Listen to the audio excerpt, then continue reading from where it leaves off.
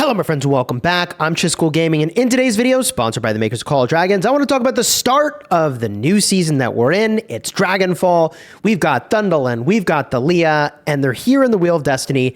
And man, I'm pretty hyped about their kits, but also now that we see how they work. Ooh, okay. I'm amped up, man. So here's what we're going to do in this video. We're going to do these lucky spins. We're going to talk a little bit about the new season. In order to do these spins, we are going to need to go in and get some more tickets here. So there's a couple ways that you can get these tickets. One way is, of course, buying them over here for gems. I am actually going to do that for the 50% tier and just spend some gemmies. The 50% off tickets seem pretty good. We're also going to need some bundles here. And by the way, you can see I've got Danfell on this wheel. I don't need Danfell. I already have him maxed out.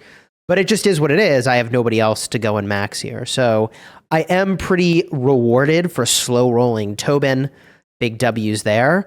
But otherwise, I've got the two new heroes, Tobin, and then I have no option but to select Danfell, which puts me in kind of a weird spot where it's like, do I finish the wheel to get literally all the rewards or what? But let's start spinning in just a second. I am going to need more tickets. So let's go and get some more of these tickets. There is a new event, as there always is at the start of each season. The purchase payback is really awesome. We're headed to the great value bundles, and we are going to buy up some of these bundles over here. Now, I should have some dragon tickets to go and do this with, or some coins, which in this case, it's some coins. So if you aren't familiar with the official web store for Farlight Games, you can buy basically tickets in advance that you can exchange for bundles, and you also get some of these coins on top. Typically, it's about 10% extra value. If you haven't done that before, use the link in the description. I get messages all the time from people who are like, I'd never used the store before, and now I did, and now I'm getting more stuff. Thanks for that, Chisgule. You're welcome. Okay, anyways, exchange, good. I probably need to go buy some more tickets here. All right, I do. I'm going to be right back. All right, we're back with some tickets now. We're good to go. Let's buy this at the $10 tier. You can see I exchanged my dragon ticket, a $10 ticket for a $10 bundle. We're going to do the $20 tier. And I probably need to do the $50 tier. The tickets swing over to the next time I do this. So I'm just going to buy it. I think I'm going to need it. Now we're chilling. Maybe I need the $100 tier, but probably not. All right. We spin. Here we go. We'll do 3 spinners. Hopefully we do well. GG's. Ooh, we got a G3 hero token. Very poggers. I think those are all going to go into Thaleia, and then I'll try to slow roll Thundelyn from wheels. That's probably my play here. Another G3 token and some speeds. And we get the resources. And of course I get Danfell. Bro, of course I get the bro I don't need. So I am going to have to max out this wheel for better or worse. We're going to probably have to just max this thing out. Because, I mean, now all remaining heroes on here are value to me. So I am going to want to get those. G3 hero token. Another G3 hero token. And another G3 hero token. I mean, I ain't mad at it. But if I just get the stinking heroes, you unlock all of them, you get the rest of the wheel in its entirety. But I don't know if I would say that I'm getting very lucky right now. Oh, there she is. Okay, Thundelyn unlocked. Very poggers. Okay, we got there. Welcome. Very good. And for having unlocked the new hero, we do have this bundle over here. Claim this for free, claim this for free. Snap this off with a dragon ticket. And snap these off for free. GG easy. And, oh, by the way, for having made purchases, we get these payback rewards, which is pretty sick. Nice. Go to the next tier of this. I don't really need any of these legendary ascension emblems, but whatever. I'll take the forge artifact keys. Those are big W's. Ooh, 10 G3s. That's kind of awesome. Okay, cool. Ah, and we got all the way through that. All right, bummer there isn't more. Okay, here we go. Back over here. Wheel of Destiny. 21 spins. I don't know. Oh, whoopsies. Meant to do 3 at a time. I don't know if we're going to get there. It's pretty unlikely. Another G3 token. Come on. I think I'm going to have to get the $100 bundle. I have to get crazy lucky right now for this to work out. G3 token. And okay, we got Thaleia. We got Thaleia. Very poggers. Welcome. We did it. Okay, hold up. Now, do I keep going for the Tobin and the remaining G3 tokens? I feel like the answer is yes. Like, I feel like there's enough loot on here that that's W's. to go for it. We do the $5 worth over here.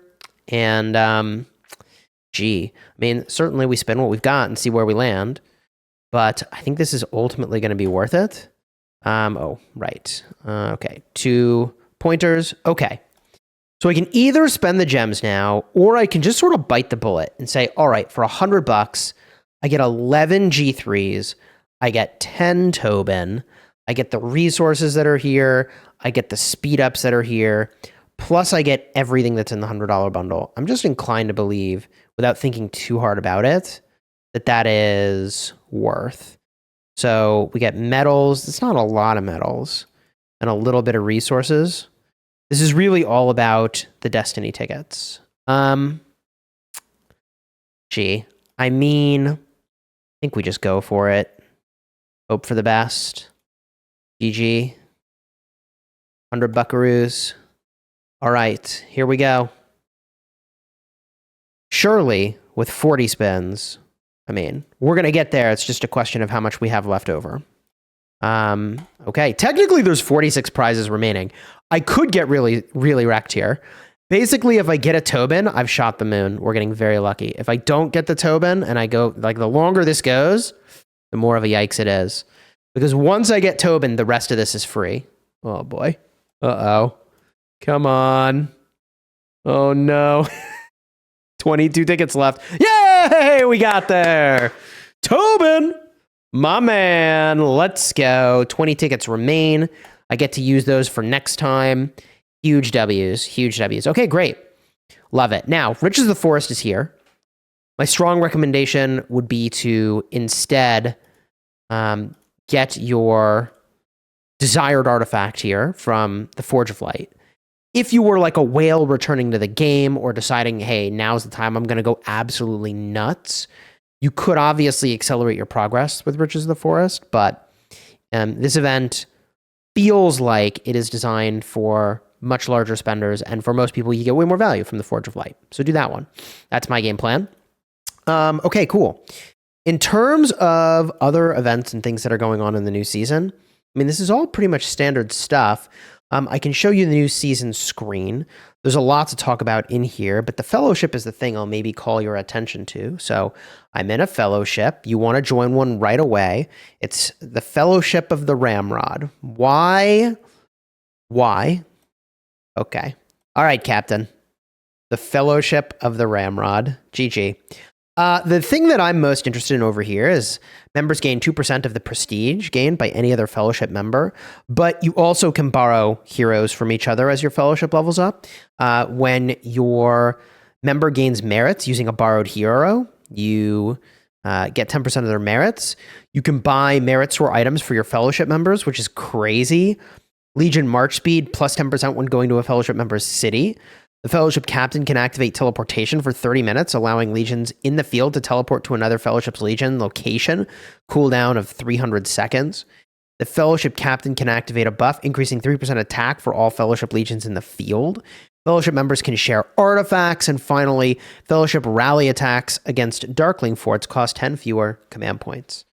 Hey, yo, Fellowships is a really cool idea. I think this is a cool idea. I'm a fan. Okay? Really, I'm a member of the Fellowship. And what else do we want to talk about here? The Conquest achievements. So they changed this around a little bit, I think. Occupy a flame dragon lair with your camp by the end of the season. So there is still a reward for your camp holding the dragon at the end. Let's see. I feel like the reward used to be bigger. Warband level rewards. Let's get a look here. Necrogiant lair gives you an amber. Occupy a flame dragon lair with your warband by the season summary. Okay, so there is at a warband level, did you get it? And then there's at a camp level, did you get it? Got it. Okay, and then this one's outstanding service. 1 amber. Obtain merits with your warband, and then also gain prestige this season. Pretty easy to accomplish, quite frankly. Like, this is all but free. Thank you for showing up. Here is your reward. There is also an amber for healing, and look at this. Defeat Darkling patrols, and it gives you more CP. Seems good. Capturing war pets we've seen before. Yep, you do some resource healing. There's the amber. And here's another one, 12 million merits. We've seen that in the past. So you can get a bunch of amber. And what else is there? I think those are the big things I wanted to show.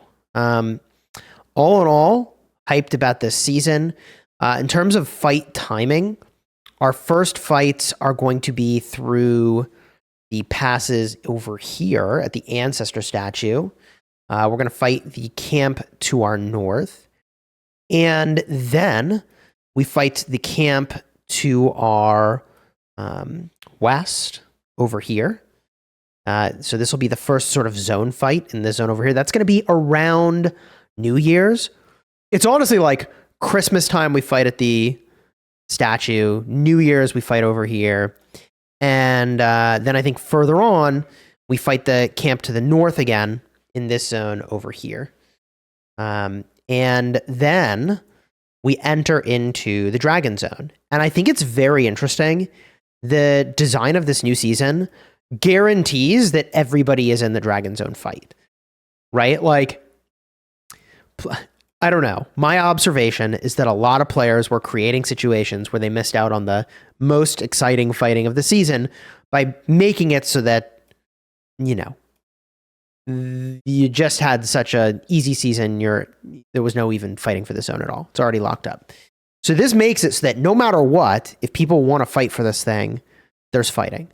And it'll be very interesting to see who owns what zones kind of going into this fight.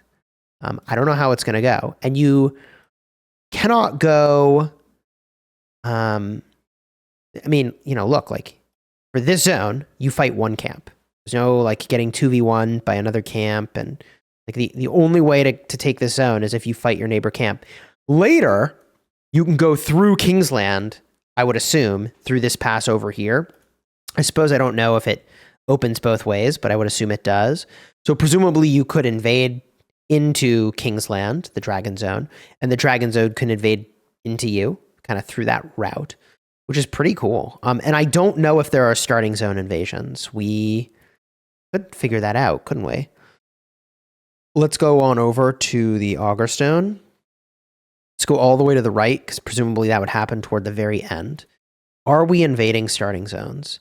Level 5 pass. It does not look like we are. So the level 5 pass opens to attack, but I don't know if level 4 ever opens to attack.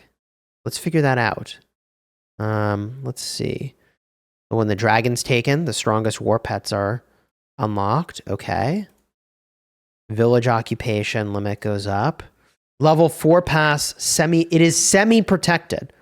When a pass is semi-protected, alliances must occupy a behemoth layer in the pass's corresponding region before they can attack it. Right, so you cannot attack into starting zones, which I think is how it should be done. But look at this. Rapid siege warfare. So building speed, 800%. Siege bastion building speed, 160%. Building remove speed, 350%. Burn speed, 250%. Building durability recovery, 350%. Siege bastion durability recovery, 250%. Alliance tower construction cost is fixed. Wow. Alliance fortresses can be built in areas bordering behemoth layers. Only built in areas bordering behemoth layers. Interesting. Buildings that expand Alliance territory cannot be built within existing Alliance territory. Huh. And then when Alliance territory is lost, cities are relocated to their affiliated region. You can't get zeroed. Which, like, I don't know. I mean, you can't invade the starting zone and you can't zero people? Okay. I mean, you can in the other zones for those zone fights. 24 hours after forced relocation to an affiliated region grants 1 free territorial relocation. All right. So... all in all, I think this is the best design season yet. And I actually don't even think it's close. And I think that as the Call of Dragons community matures in its values toward really, really dynamic fights over easiest rewards obtainable, I think the other season formats are going to be really fire in the same way this one is, but I feel like this is just so perfect for the game right now. It's very exciting. Looking forward to this season. All right. If you want to see how it goes, subscribe to the channel. I'll be covering how this season is progressing and my thoughts on things soon. Be on the lookout, by the way, also for a video about the new pet. I'm going to catch one of those. Long story short on the new pet is that I think existing mage pets are already pretty good for it. I think a shadow is going to be perfectly fine for the mages.